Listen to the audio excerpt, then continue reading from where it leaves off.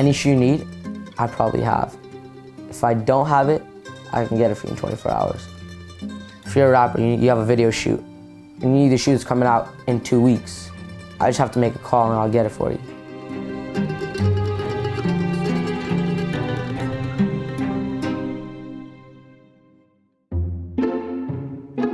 Every day, millions of people tune into DJ Khaled's Snapchat.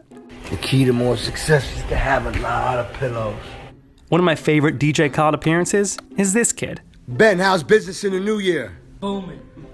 I see you. He's 16 years old, and he's at the helm of a burgeoning sneaker empire. One that he says has done nearly $1 million in business, and boasts clients like DJ Khaled and Chris Brown. Are you at the studio? Meet the Sneaker Don. So my name is Benjamin Kapelishnik. People call me Benjamin Cakes, but most of you guys know me as a Sneaker Don. School ends at 3 o'clock. I get home at like 4, eat dinner, do some homework, and go straight to the office space. And like any good Don, family's important. I'm Ben's littlest brother. I'm his manager, so if you need anything, call me. Okay, not that family. I'm the mother of the Sneaker Don. To me, he's my little boy, but I also see a businessman. He had a goal. He's self-driven, he's motivated, he's a hard worker. The great Dons, they say, come from humble beginnings. The first pair of sneakers that actually got me into the sneaker game, I was in 5th grade. The Galaxy pack came out, and I got the LeBrons. I love sneakers after that.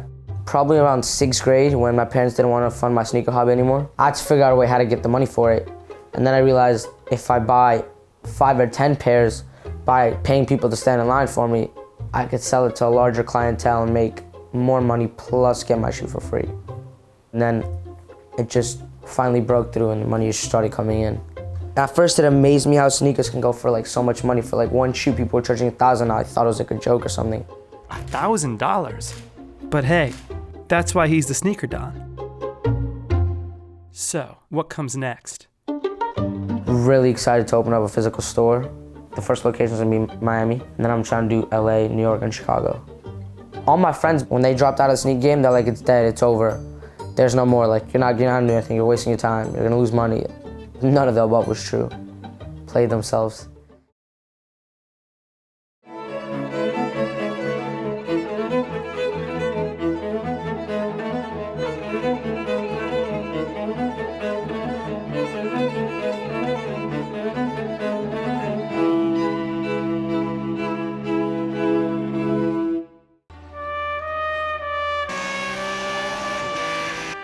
Once upon a time on the island of Sicily, there was a race that ran right through your village. It was glorious. It was beautiful. It was clearly planned before safety was a consideration.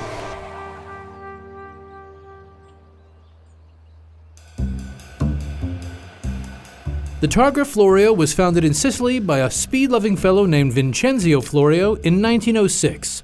And it enthralled the racing world for decades to come. But this was no ordinary race. It took place in the mountains outside of Palermo. Racers encountered bandits, wolves, 500-plus hairpin turns on roads that hadn't changed since togas were in fashion. The course went straight through towns and villages with no barricades or warnings. The first year, a driver named Alessandro Cagno won. It took him 9 hours, and his average speed was 30 miles an hour.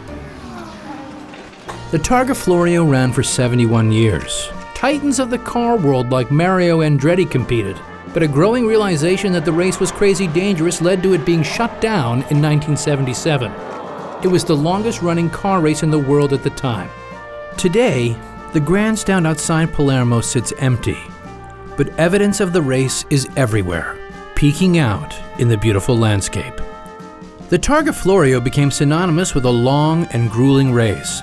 In the years after its end, tribute targas have popped up across the world, but true racing enthusiasts know it all began here.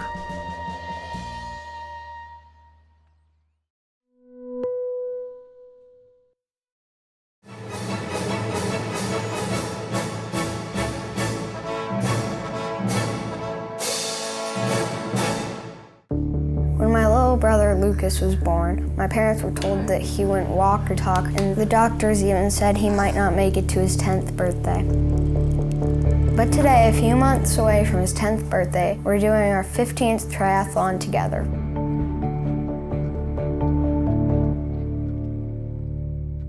My name is Noah Aldrich, and this is my brother, Lucas Aldrich. Lucas, you gotta stop talking. Gotta get the guy, Lucas. Noah is 11 and Lucas is 9, and Lucas was born with a rare genetic neurologic condition called lissencephaly. He's unable to walk, unable to talk, he's unable to feed himself, but despite all of his challenges, he's the happiest little boy that you'll ever meet. About 4 years ago, our boys started doing triathlons together. In most cases, that wouldn't be a big deal. A lot of kids do triathlons, but there's something very special about the way our boys do triathlons. I pull Lucas in a raft for the swim portion. Then I pull him in a bike cart during the bike, and I push him in a running cart during the run. I wanted to do this because Lucas can't do things like we can. He can't really play sports, so this is something we could do together. Currently, we're training for our 15th triathlon, which is this weekend. Before the race, I always feel nervous. I don't think I'll ever get over that. I just don't want to hurt Lucas. I don't care if I win the race, he just has to be okay.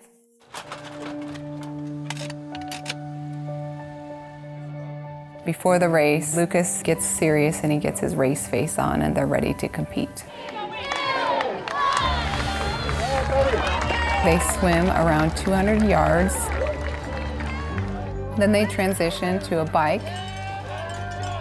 They'll go usually about 3 to 5 miles. And then they'll run about a mile. Noah's strong physically and especially mentally because he's truly only doing these races for his brother. Sometimes I feel like, it's gotta be over soon, right? But I just hear Lucas. That's how he says, go faster. Every day is precious with that little boy. I try to soak in the experience because we don't know how long the boys will be able to do triathlons together. Any one of them could be their last. What these boys accomplished gives me an immense sense of pride. Noah and Lucas are an inspiration. People see these two young boys and it gives them hope and it gives them encouragement to go out and tackle life challenges.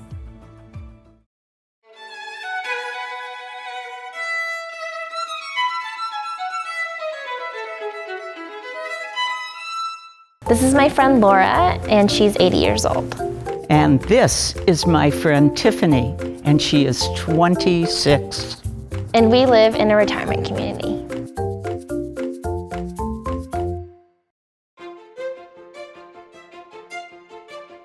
I'm a part of the Artist in Residence program at Judson Manor, which is a residential program where young musicians get to live here rent-free in exchange for performing recitals and concerts.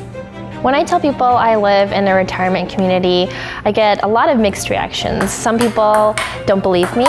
Other people think it's a wonderful idea. I had not been a part of this community more than 2 days.